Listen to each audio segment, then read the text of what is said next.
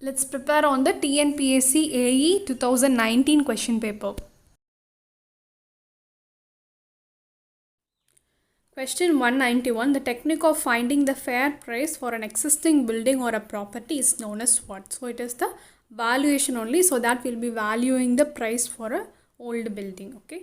And then 192. The capitalized value of a property is given by, it is the product of the net annual rent we are getting from that building into the year's purchase. So that will be your capitalized value.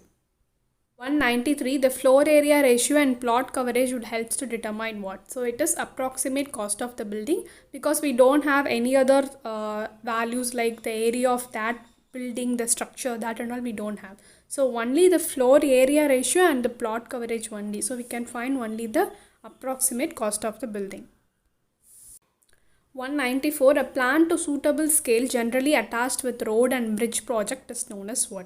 So it is index plan. Okay, so index plan only will be having the point where the road has to be placed and what are the nearby structures, like that the complete details will be there. Okay, when you see the other things, site plan and structural plan and all, it is not related to this. And topo plan is nearly it is same to the index plan only, because here also it shows the topography only, and in topo plan also it's completely topography only.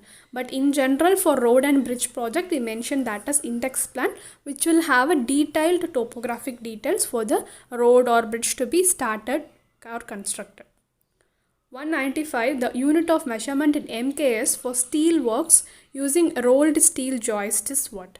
So MKS is the old method where it is meter, kilogram and seconds are used. No, so in there for steel it is quintal is a measurement used. Okay, so now 1 quintal is equal to 100 kilograms. 196. If the latest occurrence time for event J is TL power J, the earliest occurrence time for event is TE power I, the duration of activity is T power Ij. So what is the total float of the activity? So float is nothing but it is latest minus the earliest occurrence minus the duration of activity. So it is option B. 197. The standard deviation of the time of completion of an activity is given by what? So it is TP minus T naught. This is nothing but the pessimistic time and optimistic time minus by divided by 6. Okay, so this also we have seen already in the question paper with the sum they have asked, and they have asked the variance. Okay, so if you don't know, that means also when you know the formula here or when you see the formula here, you can apply this. So the square of this standard deviation only will give you the variance. Okay, so if they ask the variance, means it is TP minus T naught by 6 the whole square. 198. So here match list 1 with list 2 is given. So first let us see the left side, that is optimal cost, overhead cost, direct cost and indirect cost. Okay, so first let us see what are these costs and what is they actually or they are meaning. Okay, so after that if you see the list 2, you'll be able to relate it. Okay, the first one is the optimal cost. So this is nothing but it reduces the time taken of the project and then it reduces the cost also. So an optimal cost is maintained all over the project. Okay, so this reducing the time taken also, that process we'll be calling it as crashing process, like that. Okay, so this is the optimal cost. And the next, if you see overhead cost means, so this is what means it is purposely kept for maintaining a business, because there may be some delayed payments in the project or the shortage of new projects may be there for the company, so they won't be able to give proper wages to the laborers. Okay, so to maintain the business always there will be a certain percentage of income allocated as a overhead cost. Okay, so this is for another production, or they will use this cost, that is overhead cost, for any other purpose related to their administration thing, but not directly into that building. Okay, and then the direct and indirect cost. So this is very easy only. So direct is nothing but labor cost, equipment cost and the materials cost. No, so this is only direct cost. Indirect cost means it is the activity that benefits more than this project. Okay, so they may buy some new instruments which will be using for lifetime, like that they'll be spending money, no, so that only they'll be calling it as indirect process, that is the indirect cost. And some administration works, and they may appoint some person for supervision, so this cost and all will be they have to go for the next project also, so it will be used for the next project also. So these type of activity based cost which is spent is only called as indirect cost. Even they'll be buying bulk of papers and bulk of pens and pencils, no, this also will come under this indirect cost only, because it is the usage of those things will be kept for the next projects also. Okay, so this is all about the 4 costs. So now we will see the options in the list 2. So the first one is activity related. So as we saw in the indirect costing, no, so it is based on the activity which is related in specific, which is related and beneficiable for more than one project. Okay, so here option D, that is indirect cost, is activity related. Okay, and then if you see the next option, it is developed by crashing process. So as I told in the optimal cost, no, we are developing crashing process. It means reducing the time so that it reduces the cost and maintains the optimum throughout the project. So it is option A is related to this point. And then project related. Project related means this is completely towards the overhead cost only. Okay, because it is kept for the next projects also, not only this project, not only this particular building project. Okay, so we can directly relate this overhead cost and project cost here. And then the remaining is direct cost, which is contained in or contributing exclusively to related product. Exclusively to related product means it is definitely you should use that for that purpose only, that management or that building construction only. Okay, so this we can categorize under this direct cost. So this is the answer. 199, which of the following is not related to cost slope? Okay, so before seeing the answers here, first we should know what is cost slope, then only we can identify which is not related. Okay, the next question is also, it is similar to this question, that is related to cost slope only. So first let us see what is that.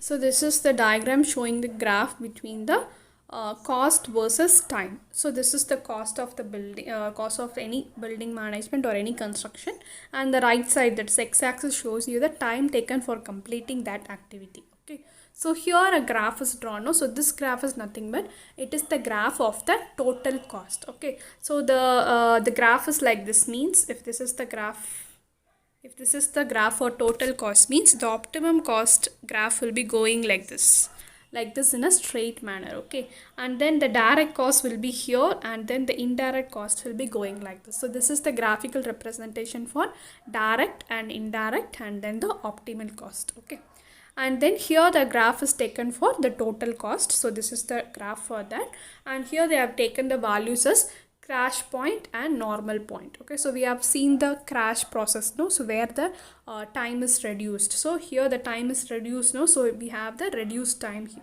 So this is the crash point and this is the crash time, this is normal time, and this is normal cost. Okay, so when you increases the cost, that is increases the crashing process, you may be sometimes spending some money relating to that crashing process because you are reducing the time. No? So it may be like that also. Okay, so based on this, when you take the cost slope, so it is nothing but the slope of this, it is dy by dx. So here dy by dx is what?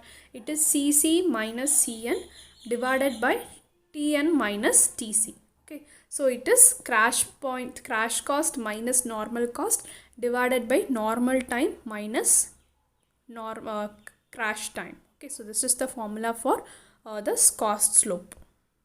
So now when you see here crash cost, normal cost, crash time, everything we have seen now. So only slack is the left one. So this is not related to cost slope. So let us see what is the slack also.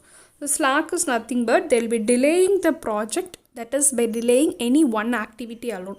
Okay, so this is for the beneficial of the labors only. So to not give overburden to the labors, they will be delaying some activity. That whether like how means, if an activity, if one activity is scheduled for 7 days, like that means they can delay it for 9 days or 10 days, like that they'll be delaying. Okay, but this should not affect the total time taken by the project. So that also one condition. So this may be a separate project which is not included with the another one, because in some activities, if one activity is completed means only we can go for the other activity. If that is not the case means we can give slack for that activity, so that the laborers can do it without any pressure. Okay, so this is only called as slack.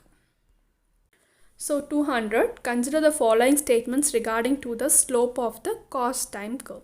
So we saw the cost time curve, no? So that is only given here, and here the option 2 is only correct. Okay, so that is the difference between the crash cost and normal cost divided by the difference between crash time and normal time. So we saw the formula there with respect to that graph, no? So that is only given here. When you read out the 1, 3rd and 4th option, it is not correct. Okay, so option 2 is only correct answer.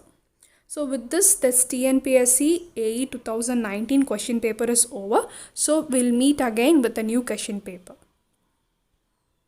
So as the strength of materials and steel structure subjects lectures are being passed, so after this I'll be continuing that lectures, and after completing that we'll be going for another question paper. So this may be in an ordered way so that it is easy for your preparation. Thank you and keep watching.